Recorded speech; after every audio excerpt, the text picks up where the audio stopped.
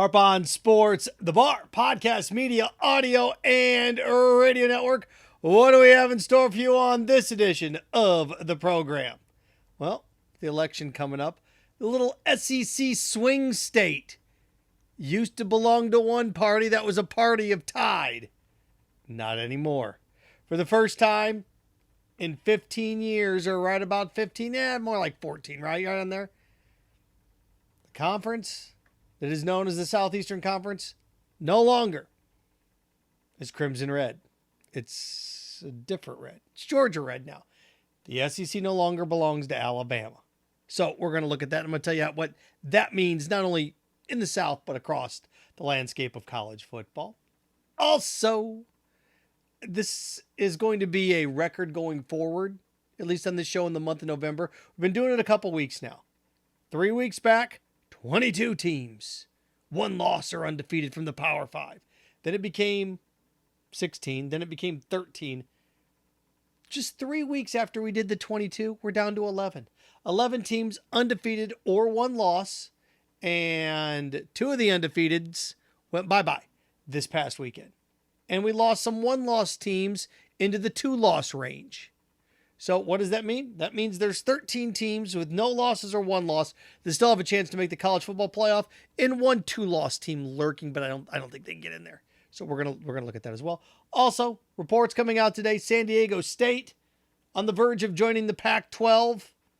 If this is the move they're going to make, and San Diego in the LA vicinity, I get it's down south, but they're going to lose their LA teams, UCLA and USC. So this is a move to try to shore up that little area of the country. This is what they're going to do. Then they need to make a full-on blitz and go to 16. If this is the type of move they're going to make with San Diego State, why the Pac-12 needs to go to 16. Again, Harp on Sports, the Bar, podcast, media, audio, radio network. Follow, share, like, subscribe at Harp on Sports Twitter, at Harp on Sports Instagram, Harp on Sports Auditory Route, Buzzsprout, Spotify, Apple Podcasts, Harp on Sports YouTube page under the Bar, Harp on Sports, the Facebook page, and of course, harponsports.com. Well, College Football Playoff Committee getting ready to announce their second volume. And what do we have the first volume? Tennessee goes bye-bye. They get beat. They'll drop out of the top 4. Ohio State struggled. Of course, Georgia with the most impressive win in college football of the year. And what else do we have? Michigan takes care of business. Blake Corum moving his way up the Heisman rank. Hendon Hooker takes a step back. The Heisman Trophy is an entity in and of itself. But the way I look at it, what should happen now, what does happen because of drama reasons or whatever the committee wants to create, narrative-wise, remember, none of these things matter until the end. This is what the top 6 should look like. Number 1, when it comes to the College Football Playoff Committee, number 1 should be Georgia. Number 2, Michigan, Ohio State, 2, 3, however you want to do it. I'd go number 1, Georgia. Number 2, Michigan. Number 3, Ohio State. Number 4, TCU. Number 5, Tennessee. Number 6, Oregon. Look, Oregon beats USC. Oregon beats UCLA. They're going to jump Tennessee. USC beats Oregon, or UCLA then beats Oregon. They're going to jump Tennessee. So you put it in that position where they have to earn it a little bit. I'm interested to see what they end up doing when it's all said and done with LSU. I think that's the curveball in all of this. And looking at it right now, remember 22 3 weeks ago, 16 2 weeks ago, 13 a week ago. Now we're down to 11. 2 teams no longer in the national title hunt after this past weekend. Adios. See ya. To Alabama and Illinois. Those are the 2 that dropped from the 13-0 or 1 losses. Those had 1 losses. Now they're down to 11. And where do we stand? Well, we got some big ones coming up next weekend. Not this weekend, but next week when USC plays UCLA and Oregon plays Utah. This thing can really start to get whittled down to single digits. But you have 1 2-loss team in LSU lurking. But to me, here's where we are. There's still 2. Look, you may not like it, but there's still North Carolina and Clemson still have a shot at this thing. Now, they're in the low end of the totem pole. I've got them down there at 13 and 12. Is a shot to get in here. LSU's the only two-loss team that's got a shot, even though Utah may be ahead of North Carolina and Clemson, but North Carolina and Clemson can still get in this thing before it's all said and done. I doubt it. North Carolina probably with a better shot. But as long as Notre Dame keeps winning, Notre Dame knocks off Southern Cal at the end of the year, all of a sudden that's not that bad of a loss, but they crush North Carolina and they crush Clemson. It's going to be tough for them in that scenario. But they're at the bottom. Then you get down into the other schools. Then I think you've got UCLA down there. Your three Pac-12 schools, UCLA, USC, Oregon. Ole Miss is down there still lurking, but if Ole Miss wins out, they're gonna be in the playoff. If they don't, they won't. It's just that simple for a school like that. Tennessee, they need help now. Tennessee just needs to win out and hope Georgia wins all their games. Georgia loses in the SEC championship, Tennessee will be done. Tennessee will be cooked. And LSU's still the wild card in all this. They are. LSU's still the wild card in all this. If LSU beats Georgia in the SEC championship, they're probably both going to go. Bama takes care of Ole Miss this weekend, we'll be down to 10. Somebody else, there's going to be two of these teams that go bye-bye every single week. So, Clemson, North Carolina, TCU, Ohio State, Michigan, Tennessee, Georgia, Ole Miss, and then UCLA, USC, and Oregon, and LSU's lurking. So when it's all done, when you got right into it, you got 12 teams that got a shot at this thing. You got 3 regular season weeks and a conference championship, and you've got 12 teams that have a legitimate shot at this. 11 with 0 or 1 loss, and then LSU lurking with 2. That's it. That's where we are. And again, Bama beats Ole Miss. There goes another one. And if you want to say Clemson and North Carolina, they're out. Okay, then if you want to play that game, then we are technically what? At 9 right now. If you really think the ACC champ has no shot, then we're at 9. TCU, Ohio State, Michigan, Tennessee, Georgia, Ole Miss, LSU. Although, we're going to be down to 9 like that after this weekend. We'll be down to 8 after this weekend. And then next weekend, USC and UCLA take on each other. That takes you down to 7. It's gonna go quick. Boom, boom, boom. Remember, I told you if you want chaos, you want everybody to win, not everybody to lose. Everybody keeps losing, at least at the top. So that's how I look at the college football playoff as of right now. Speaking of college football playoff, Alabama losing. The changing of the guard in the SEC is upon us. It's here. This conference now belongs to Georgia. And I went through and looked at the 5 major conferences. Who do they belong to? Whose conference is it? For the better part of LSU's won the conference at times. Auburn's won the conference at times. Georgia's won the conference at times. But it's been Alabama's conference. It's been Alabama's conference since, who was it? Greg McElroy, right? It's been Alabama's conference since Greg McElroy beat Tim Tebow and ended that reign. It's been Alabama's conference. Other teams have won it, but it's belonged to them. Not anymore. Now it's Georgia's. The SEC now belongs to Georgia. The West still belongs to Alabama, but think where you are in the SEC, especially if Lane Kiffin can take care of business. Remember, this was the Alabama team that was supposed to be better. This was the Alabama team that was supposed to be better than the team from 2 years ago. Last year's a rebuilding. This year they're going to be on fire. Go back and look at all the preseason predictions, how red hot they were. Do you realize Alabama could end up finishing 3rd in the West? Yikes. Alabama could end up 3rd in the West. Yeah, I know, right? So, if they beat Ole Miss, okay, it's still salvageable. But to lose to Brian Kelly in year 1, right? To lose to Tennessee and Josh Heupel in year 2. And look, the transfer portal and NILs, it's not Nick Saban's bag. It's not how he does things. He doesn't like it. I look at Nick Saban kind of like where Krzyzewski and Roy Williams were at the end, that they kind of look around and go, you know what? Do I think Nick Saban's done? Not yet. Not yet. But he finishes 9-3 this year.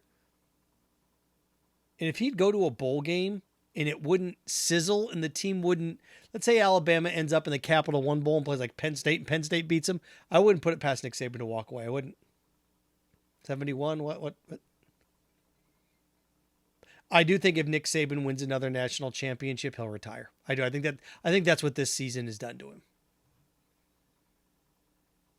So they're still elite. They're still a top. Come on. They're still one of the best programs in the country. Conference just doesn't belong to them anymore. I look around at college football. You know, the Pac-12's belonged to Oregon for a little while now. They don't win it every year, but it's been Oregon's conference, hasn't it? I know Washington has flashed and Utah has flashed. There have been other programs that have come in here as of late and done some nice things in this conference. Here comes UCLA, USC. It hasn't been USC's since old Pete Carroll left, has it? Really hasn't. This conference has kind of flirted with, for a while there. It was Stanford's, but for the better part of the last decade, it's been Oregon's. It's still their conference.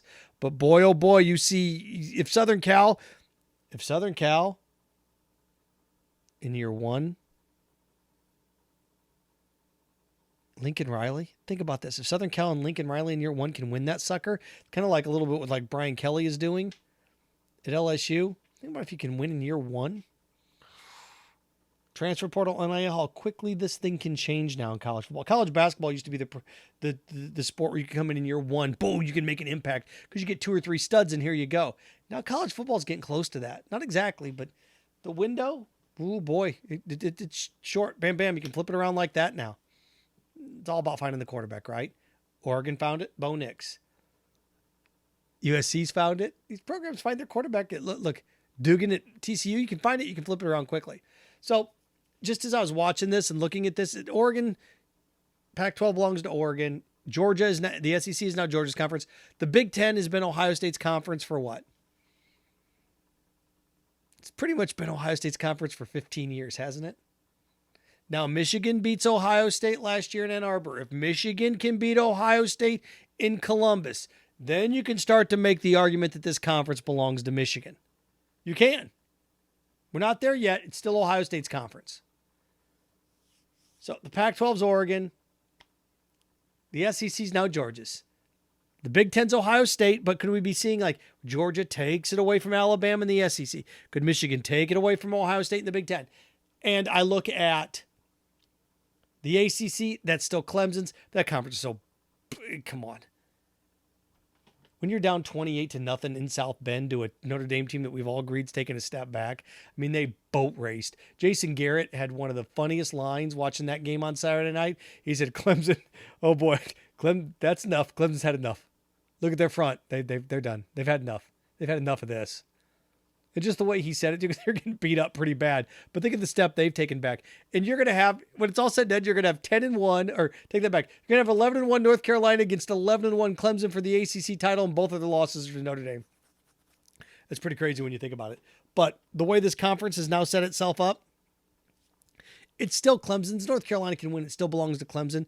But it's almost like they're masquerading Clemson now. Is like they're not really what they are. They still got the uniform, but they're not there. And consistent play at quarterback. And the Big 12 doesn't have that guy. TCU is going to win the conference this year, but go back and look. Who won it last year? Baylor won it last year, right? So TCU wins it this year. Baylor won it last year. Who won it the year before? Iowa State. Go back through and look at the Big 12 and what it's done. And trying to figure out who this conference belongs to. Now, look, it belonged to Oklahoma for the longest time. It did. It belonged to Oklahoma. But the Big 12 really belongs to nobody now. And with TCU, or with Oklahoma and Oklahoma State, or Oklahoma and Texas leaving, who knows what this conference is going to end up looking like. But the Big 12 really doesn't belong to anybody. TCU is going to win it, but it's nobody's conference. So there you go. And I'll tell you what Alabama is now. Alabama is now Jordan Spieth. Alabama's football program has become Jordan Spieth. Boy, they're there. They're good. They're right there, but they never seem to win it. That's where Alabama's going. Alabama football is about to become Jordan Spieth. But they're there all the time. They just don't.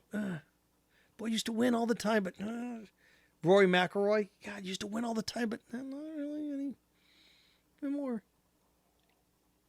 So that's where they're headed. College football heavy today, right? So that's how I look at that. I'm trying to look around. By the way, Think about I talk about Saban walking away and what we're at this sport. Think about what basketball lost Roy Williams, lost Krzyzewski, Boeheim's going to be leaving. It is this sport starts to those guys start to leave. Those, well, for lack of a better term, those dinosaurs that have been around forever that have been extremely successful start to leave. Year one, TCU, Sonny Dykes. Year one, LSU, Brian Kelly. Look at Oregon in year one. Look at Lincoln Riley at Southern Cal in year one. Think about what these guys, those are 4 coaches that are national title contenders, all in year one. Lane Kiffin, 1 loss in year 3. Look, Ryan Day and Jim Harbaugh have been around for a while now. Chip Kelly in year, 4 at UCLA's year 4 out there now. It's amazing. Tennessee, Josh Heupel, year 2. It's amazing. Half these guys in college football are in contention this year, and within the last 3 years, or the first 3 years at the helm. So it's moving quick. Moving quick. Okay. One to wrap with this. It looks like the Pac-12 about ready to add San Diego State. Bring them into the fold. And I get it. Look, San Diego's a big market. It's right next door to L.A. They're losing 2 L.A. teams. They want to keep Southern California entrenched. You got Northern California right with Cal and Stanford. They've got that taken care of. They don't have anything in Southern California. I get why they added San Diego State. You bet I get why they did it. So the Pac-12 going down to 10 with the loss of UCLA and USC. They add San Diego State 11. Who's the next one? Well, if they're going to go the San Diego State route, you look at that map and see, you get Fresno State, Boise State. You don't really need to go north. There's nothing really up there north for you. There's not. If I am the Pac-12, the next one I add UNLV. Look, if you're going to add San Diego State and you want to bring Southern California, I don't get why nobody's added UNLV. Like San Diego State's football program runs circles around UNLV. Look, Marshall Faulk hasn't played there for 30 years, right? San Diego State was something with Marshall Faulk there.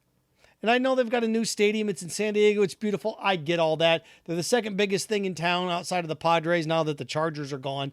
But if I'm the Pac-12, if you add San Diego State, then UNLV's got to be next, right? Vegas, what they just did, the Raiders' new stadium, it's an Allegiant Stadium, and you look at what they've done with the Knights, and the NBA's coming. The A's are moving from Oakland. If you are the Pac-12, you've got to get your hands on Vegas. You got to get your hands on that market. If you don't, then the Big 12's somebody's going to get their hands on that. So I think San Diego State and then UNLV get you back to 12, and then you start playing the game. And if I were the Pac-12, if it's San Diego State, then UNLV. Not adding, I'm not interested in Boise State. Those media markets don't do anything for me. And then I would go after what I consider the Big 12's Big 4. Oklahoma State, Texas Tech, Baylor, TCU. TCU gives me Dallas-Fort Worth. Oklahoma State, I get Stillwater, but I can pull Oklahoma City into that. It gives me a top 35 market. I can add Texas Tech. Lubbock really doesn't do anything for me, but it keeps me in Texas even more. And then Baylor. I mean, if you're the Pac-12 and you look at that map where you have Arizona State, UNLV, and what you have with Colorado, when you get into that side of the Pac-12, and you take a step down there and you look at you pull those 4 Texas schools into it, and then you've got a good northwest southwest balance, and your conferences can actually be northwest southwest. You do 8 and 8. And if you're doing if this whole pod thing is where everybody's talking about the SEC going to pods, then you can do that easily, can't you? Think about what you could do with that. Think about what you could do with that if you were the Pac-12. You could do Washington State, Oregon State. There's pod 1. You can do a pod that consists of the 4 Texas schools. When you get right out, Texas Tech, Oklahoma State, TCU, and Baylor. You could do a pod with You could do a pod with Arizona, San Diego State, Arizona State, and UNLV, and then you could do your last pod with Cal, Stanford, Utah, and Colorado. If you want to do 4 for 4. That's what you do. So San Diego State to the Pac-12, UNLV's got to be next. Got to be next. Again, college football playoff, what it should be. 1 should be Georgia. 2 should be Michigan. 3 should be Ohio State. 4 should be TCU. 5, Tennessee. 6, Oregon. And then you could put LSU 7 if you want to, and that's probably what they'll do. They'll probably put LSU 7, and then I get into it. Then USC, UCLA, it doesn't matter, 8, 9. One of those two teams is winning the next week, and it'll be interesting to see how that lays itself out, but that's what it should look like. Again, we're down to 11 teams that are undefeated, have one loss. Those 11 are in contention, plus LSU is a 2-loss team that's still lurking. So there you go. Harp on Sports, the Bar, podcast, media, audio, radio network. Follow, share, like, subscribe. Remember, at Harp on Sports, Twitter, at Harp on Sports, Instagram, Harp on Sports, Auditory Route, Buzzsprout, Spotify, Apple Podcast, Harp on Sports, the YouTube page, the Bar, Harp on Sports, the Facebook page, and of course, harponsports.com. Changing of the guard. The SEC is no longer a Crimson Tide. It's no longer a Crimson State. It's now a Red State, as it switches to Georgia Red. Remember, stay clean, stay focused, stay strong. Frankenstein, have fun with your friends.